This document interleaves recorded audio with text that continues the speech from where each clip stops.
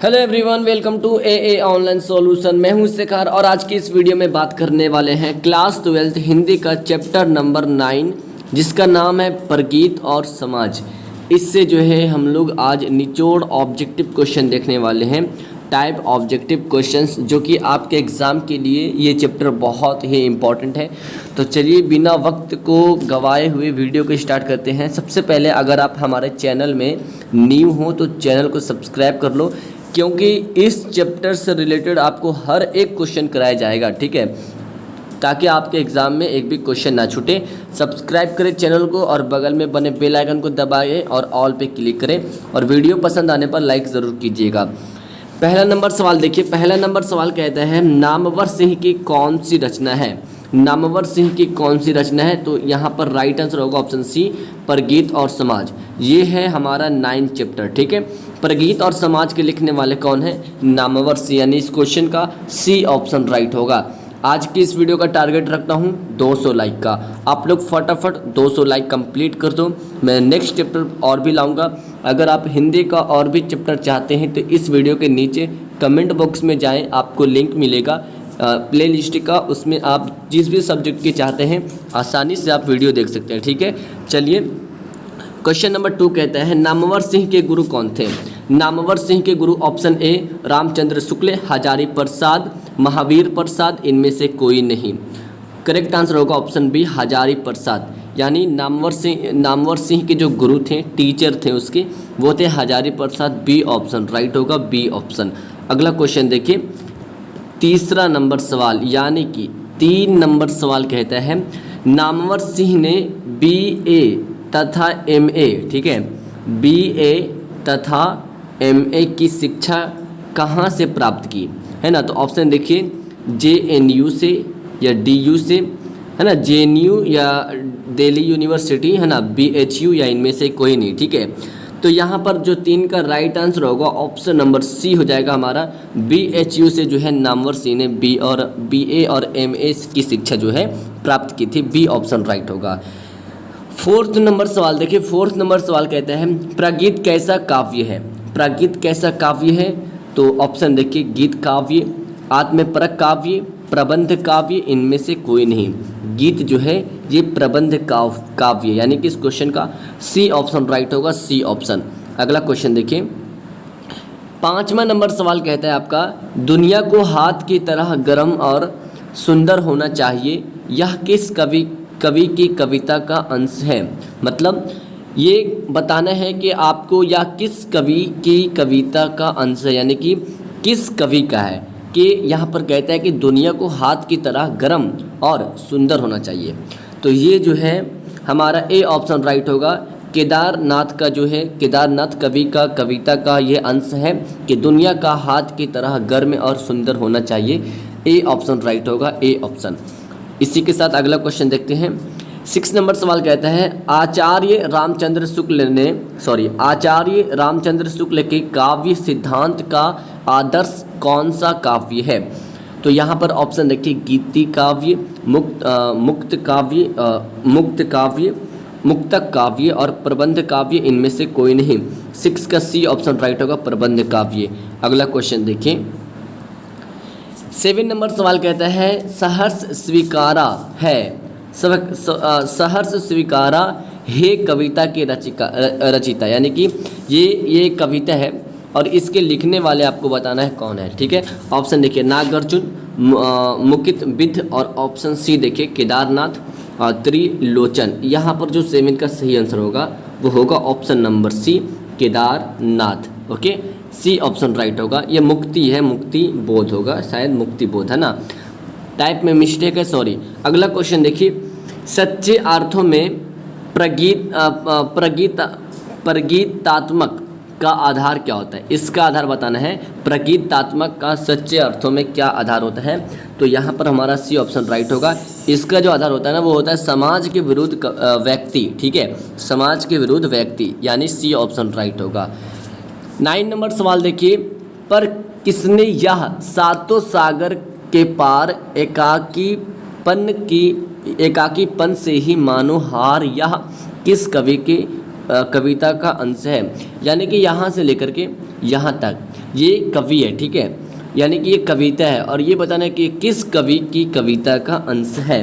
तो right answer होगा option ए शमशेर बहादुर सिंह। ये क्वेश्चन उतना इंपॉर्टेंट नहीं है, ठीक है, फिर भी आप देख लो, जो इंपॉर्टेंट रहेगा मैं आपको ज़रूर इन्फॉर्मेशन दे दूंगा।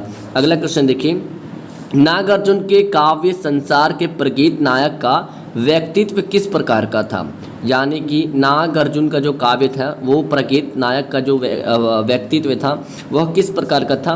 ऑप्शन देखिए गंभीर, मनमौजी और निष्क, कव्य पक्कड़, ऑप्शन सी डी देखिए कपटी। तो यहाँ पर राइट आंसर होगा ऑप्शन नंबर सी निष्क व पक्कड़, सॉरी फक्कड़, सी ऑप्शन राइट होगा। चलिए अगला क्वेश्चन देखते हैं। 11 नंबर सवाल कहता है नामवर सिंह को कविता के नए प्रतिमान पर साहित्य अकेडमी पुरस्कार कब मिला था, है ना। कविता के नए प्रतिमान पर उसको साहित्य अकेडमी पुरस्कार दिया गया था और ये दिया गया था 1971 ईस्वी को, यानी कि बी ऑप्शन हमारा राइट होगा। अगला क्वेश्चन देखिए, बस आपको ये ध्यान में रखना है प्रगीत और समाज के लिखने वाले हैं नामवर सिंह, ठीक है, और नामवर सिंह से रिलेटेड आप बहुत सारा क्वेश्चन याद कर लिया करो। 12 नंबर सवाल कहता है तन गई रीढ़ किसकी कविता है, तन गई रीढ़ ये किसकी कविता है, तो ये है हमारा नागार्जुन की, सी ऑप्शन राइट होगा, तन गई रीढ़। ओके 13 नंबर सवाल देखिए, 13 नंबर हमारा जो सवाल कहता है नामवर सिंह ने 1970 में किस विश्वविद्यालय में हिंदी विभाग के अध्यक्ष पद पर प्रोफेसर के रूप में नियुक्त हुए। तो यहाँ पर बताना है कि जो नामवर सिंह थे 1970 में किस यूनिवर्सिटी यानी कि किस विश्वविद्यालय में अध्यक्ष के रूप में जो है प्रोफेसर के रूप में नियुक्त हुए थे। तो यहाँ पर जो ऑप्शन देखिए बनारस हिंदू विश्वविद्यालय, इलाहाबाद विश्वविद्यालय, दिल्ली विश्वविद्यालय या जोधपुर विश्वविद्यालय। 13 का जो राइट आंसर होगा वो होगा ऑप्शन नंबर डी जोधपुर विश्वविद्यालय। और जो बीए और एमए ये जो परीक्षा पास किया था इन्होंने BHU से, ये क्वेश्चन बहुत इंपॉर्टेंट है, जरा इसको देख लेना। 14 नंबर सवाल कहता है हमारा दूसरी परंपरा की खोज किसकी रचना है, दूसरी परंपरा की खोज जो है ये हमारा रचना है नामवर सिंह की, यानी कि इस क्वेश्चन का बी ऑप्शन राइट होगा, बी ऑप्शन राइट होगा। अगला क्वेश्चन देखिए 15 नंबर सवाल कहता है निम्नलिखित में कौन प्रलय की छाया के कवि है, प्रलय की छाया के कवि है। ऑप्शन निराला, पंत, जयशंकर प्रसाद, राजकुमार वर्मा। तो यहाँ पर हमारा 15 का सी ऑप्शन राइट होगा, जयशंकर प्रसाद, प्रलय की छाया, ठीक है, ये जो इसके जो कवि है वो है जयशंकर प्रसाद। 16 नंबर सवाल देखिए तुलसीदास के रचयिता के लेखक, तुलसीदास के लिखने वाले कौन हैं, तो यहाँ पर ऑप्शन डी हो जाएगा सूर्यकांत त्रिपाठी निराला, ये तुलसीदास के लिखने वाले हैं, डी ऑप्शन हमारा राइट होगा। Very good very good. अगला क्वेश्चन देखिए कविता के लिए प्रतिमान के लेखक है, बहुत इंपॉर्टेंट क्वेश्चन है, कविता के लिए प्रतिमान के लेखक हैं। ऑप्शन देखिए लक्ष्मीकांत, सर्वेश्वर दयाल सक्सेना। अगला क्वेश्चन है हमारा जो 3 नंबर ऑप्शन है इसी नंबर शिवदान सिंह चौहान और नामवर सिंह। तो ये हमारा जाहिर सी बात है हमारा 17 का डी ऑप्शन राइट हो जाएगा। ये जो इसके लेखक हैं वह है नामवर सिंह, ठीक है, डी ऑप्शन राइट होगा। ओके 18 नंबर सवाल देखिए बाज की दाढ़ में आदमी का खून लग चुका है, ठीक है, यह किस कविता की पंक्ति है। तो यहाँ पे ऑप्शन देखो हिमालय, गरम हथेली, आज तुम्हारा सौंदर्य और अतय तो यही था। तो 18 का जो राइट आंसर होगा वो होगा ऑप्शन नंबर डी, तय तो यही था, इसी में जो है यह कविता की पंक्ति है। अगला क्वेश्चन देखिए 19 नंबर सवाल कहता है मैं तुम लोगों से दूर हूँ किसकी कविता है, मैं तुम लोगों से दूर हूँ। Option A Muktibodh, B Hazari Prasad Dwivedi, C Pant, D आगे। तो यहाँ पर 19 का राइट आंसर होगा ऑप्शन ए, ये जो है मुक्तिबोध का है। ये मतलब इसके जो लिखने वाले इसके जो कविता ये किसकी है, तो मुक्तिबोध की है।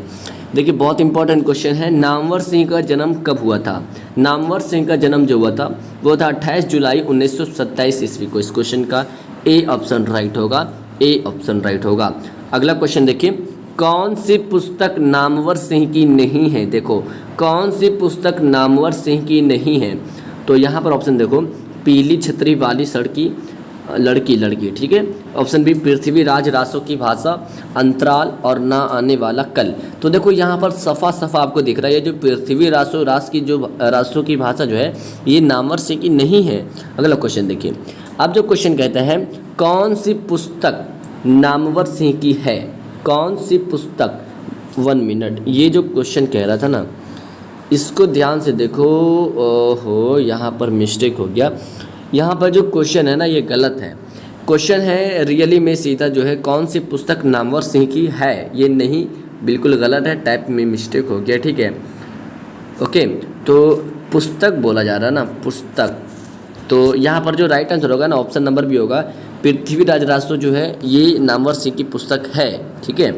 अब 22 नंबर सवाल देखो, कौन सी पुस्तक नामवर सिंह की नहीं है? अब नहीं है पूछ रहा, ठीक है।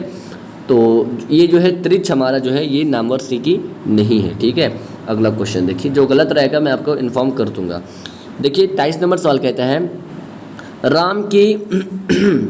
राम की शक्ति पूजा, यहाँ पे शक्ति गलत लिखा हुआ है, ठीक है। राम की शक्ति पूजा किसकी कविता है? तो राम की जो शक्ति पूजा है ये है हमारा डी ऑप्शन राइट होगा, ये निराला की है। और ये क्वेश्चन 2018 के आईए के एग्ज़ाम में पूछा गया है, ठीक है। यानी कि डी ऑप्शन राइट होगा, ठीक है। यानी कि साइंस स्ट्रीम जो भी हो।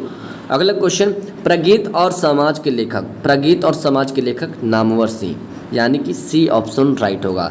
नामवर सिंह की जन्म कब हुआ था? 28 जुलाई 1927 ईस्वी को। नामवर सिंह ने जो है अपनी शिक्षा जो बीए और एमए की जो शिक्षा प्राप्त की थी वो कहाँ से प्राप्त की थी?